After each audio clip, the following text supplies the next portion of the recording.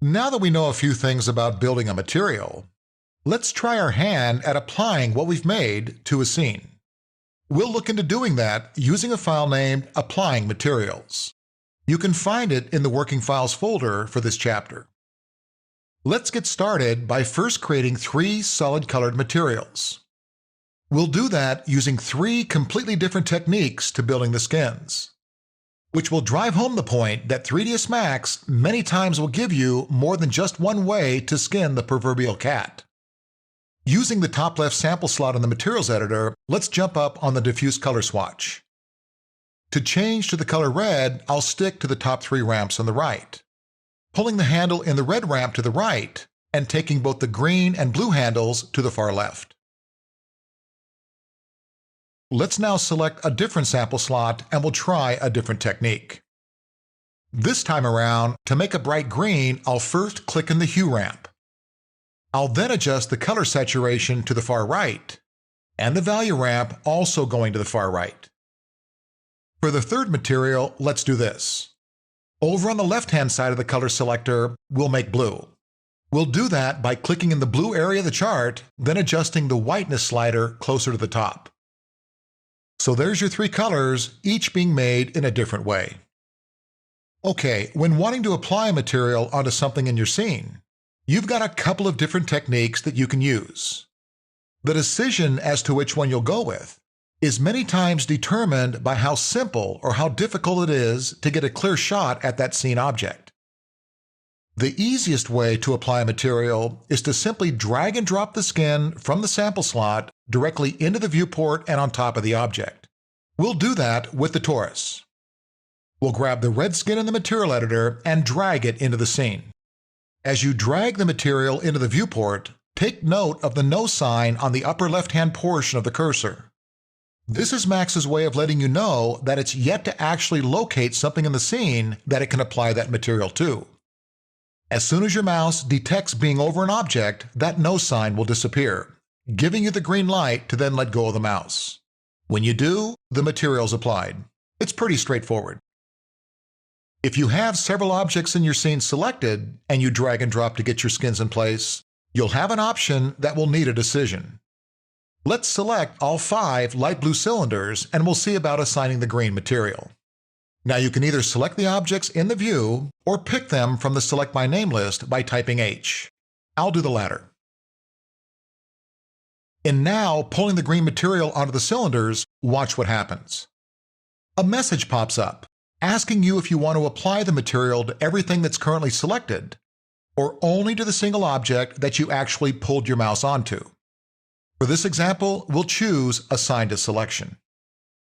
Now, the other choice you have for assigning a skin to an object in a scene comes into play when you don't have a clear look at whatever you're wanting to apply your material to. And that happens quite often, as either objects are overlapping to the point where it's difficult to make a clear connection, or are so small that the drag and drop method just isn't very much of a sure deal. You pull a material to the wrong object often enough, and trust me, you'll be looking at the alternative method to applying skin a good deal closer. That alternative technique is pretty much a surefire 100% of the time success, as it works by having you first select the object that you want to apply the material to. You then click on a button on the horizontal row of icons below the sample slots. Here's how it's done. The little purple balls that are buried in and around the torus are a little too hidden in my book to take advantage of the drag and drop technique. So instead, we'll select the spheres, then in the Material Editor, we'll select the material that we want to apply to those spheres. To make my viewport selection, I'll again type H to open up the Select by Name list. With the sphere selected, I'll then go to the Material Editor and select the blue material. Okay, now that all parties are in play, we can click on the Assign Material to Selection command, third in from the left on the horizontal row of icons. There you go. It's clean, it's easy, and with exacting precision. Now, with all 3 materials applied to the scene, you'll notice little triangles around the 4 corners of each of their respective sample slots. Those triangles tell you that those materials have been applied to something in the scene. Looking a little closer, you'll notice that one set of the triangles are totally white. while the other two sets are both white with a gray border. Now, what do you think the difference is there? The white set of triangles represents the material that's been applied to the selected object, or in this case, objects. The gray and white triangles merely indicate that that material is currently applied to something in the scene. You can see how the triangle colors change by simply making a different selection. Selecting the torus now shows its material, the red one in the upper left-hand corner, as having the white triangles. Now, with the materials in the scene, changing the color of a diffuse color swatch will change the color of that object in the view. Let's do that. We'll change the red material to orange. Opening up the color selector, we can do that by simply adding a little green. Now, can I make a quick suggestion on changing an object's color? You're going to find that many times, after switching a skin's appearance, that you end up doing a direct 180, wanting to return the color to the way it originally looked. It happens all the time. If you have an available extra slot in the editor, my suggestion would be to make a copy of that material before making a bunch of changes.